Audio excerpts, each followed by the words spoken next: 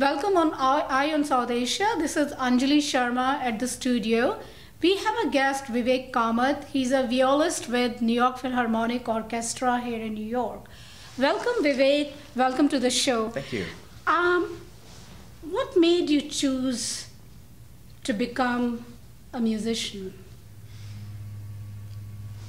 It was one of many activities I did as a child.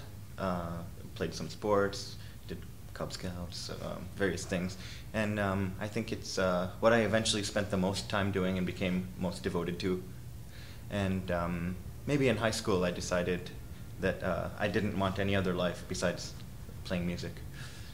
At what age you decided that you want to become a musician? This is what you really want to do in your life? I would say maybe about 15. Yeah. At the age of 15? Yes. Yeah. Until then, it was a pretty serious hobby, though. You have a sister also who's also a musician. Can you tell us a little bit about your childhood? My sister played violin and piano as a hobby when she was younger. She's a doctor now, actually. She's not a musician anymore. Yeah. But she also took it seriously. It was just, we tried to do as many activities as we could, and I think both of us took music more seriously than the rest of our hobbies. Interesting. Yeah. You was born in Rochester, New York. Tell us about your parents, where they're from India. Which part? They're both from Mangalore in Karnataka. It's a coastal city there.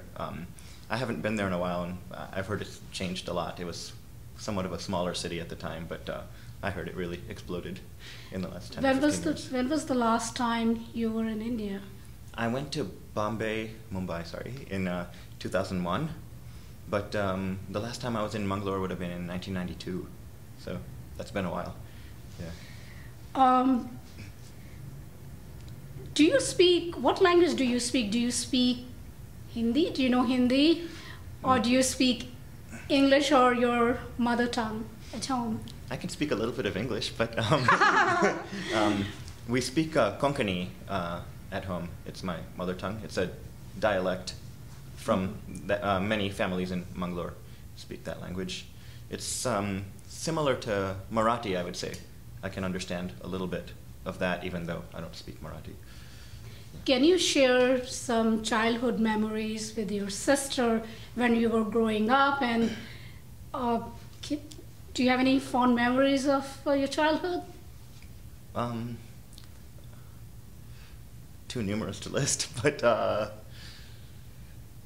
I mean, we were close. Sometimes we played music together. We would play this game, Kick the Can, I don't know, with the neighborhood kids in the summer. It was a hide-and-go-seek kind of game that we played a lot of. I guess that's a fun memory. Who is your favorite Western classical composer, if you can think of? It's hard to just say that one of them is my favorite, because there's some really great works by several of them. But I like Bach, I like Beethoven, Mozart, Bartok, Prokofiev, Brahms. This is getting to be a long list. Do you watch Bollywood movies? Do you have any favorite actor or actress? I only watched some movies when I was younger. I haven't kept up with the whole scene. I used to enjoy watching Amitabh Bachchan. The Angry Man. Yeah, Coolie. Coolie. You saw Coolie? Oh, yeah, I loved Coolie, yeah. What is like being a musician? And you was also in the model of UN orchestra. Please share some memories of that. Of Model UN? Model UN. Oh, it was similar to a debate club. I think it may be, I don't know if it's just a New York thing or if it has a national chapter, but the school itself would be assigned to be the delegation from a certain country. So at that time, I think we were Kuwait, actually, and Kuwait had been taken over by Iraq at that time. So we each went, we were part of a different committee of the United Nations, just as kids, you know, and we would each take the floor, present our points, and then answer questions. And yeah, it was fun, and it was interesting to study current events and come up with our own opinions. Oh, that was during the High school. High school. Yeah. Oh, which high school did you go to? Fairport High School. Yeah. And where did you?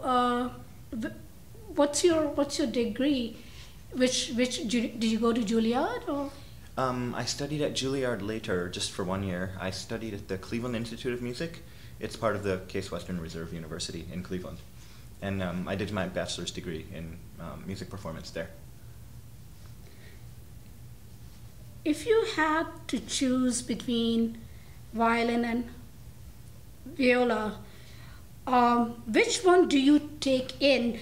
Is playing viola is hard, or was it easy for you? I'd say it was more natural for me because I have very, very long arms. And when I played violin, I was a little bit cramped and uncomfortable. But with the viola, there was a little bit more distance. So this felt much more natural for me. The sound is a little bit different. For example, just to make things work on a viola, you'd need to vibrate with your left hand a little bit more slowly and more widely. And that also came a little bit more naturally to me than the faster vibrato on a violin. Tell us about your viola. How often do you practice in a day? Do you follow certain routine? Well, I definitely have a warm-up routine, certain scales and etudes that I've been doing for many years now.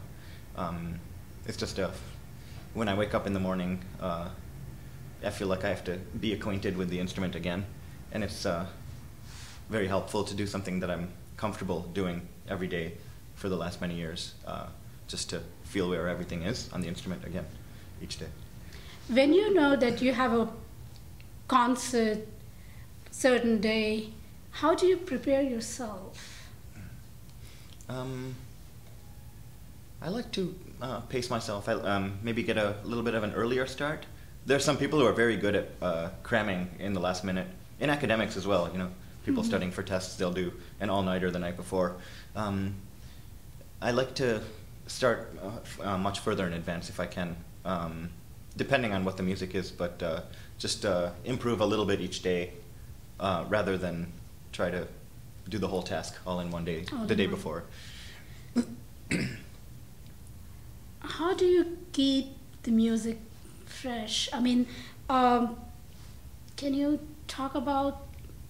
Well, in the orchestra, the program changes every single week, so it just feels fresh because it's a new program.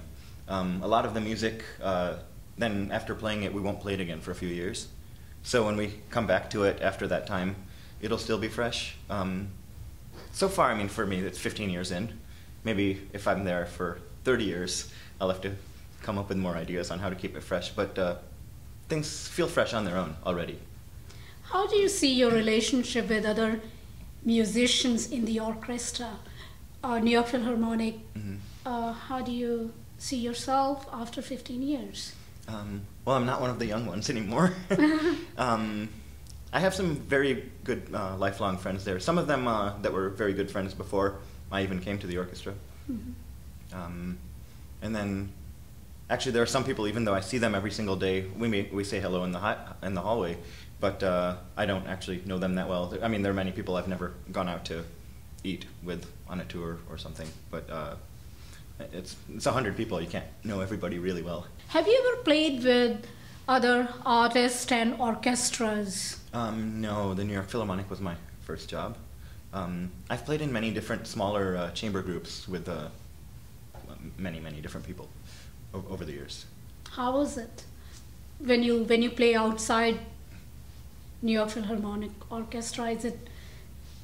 Oh, it's always interesting. I'll be sitting with somebody or making music with somebody that I haven't played with so often or maybe never before, and it's nice to familiarize yourself with another musician. Yeah, it's interesting. Do you share any moments with New York Philharmonic? Any special moments while you've been with the orchestra for almost 15 years? Any special moments you would like to share? There have been some beautiful performances. I guess we did a concert at Tanglewood. I think this was in 2002. Mm-hmm. We did 2 concerts there. It was when the previous music director, Kurt Mazur, was leaving. Right. And both those programs, we had played them many, many times on tour in New York, and we were very familiar with them, and it went very beautifully. It was something to remember. We did Beethoven's Eroica Symphony and Mahler's First Symphony, and I think I remember those 2 concerts as being among the best ones that I see. Yeah. When you joined New York Philharmonic in late 1997, who was the artistic director? Do you see any change since Zubin Mehta left the orchestra? I was not there when Zubin Mehta was the music director. He left in maybe 1989 or 1990. Kurt Mazur was the director in 1997 when I came. But I've played with Zubin Mehta before. I would say, yeah, there's a big difference. Even when we have a guest conductor on the podium, they can basically control everything.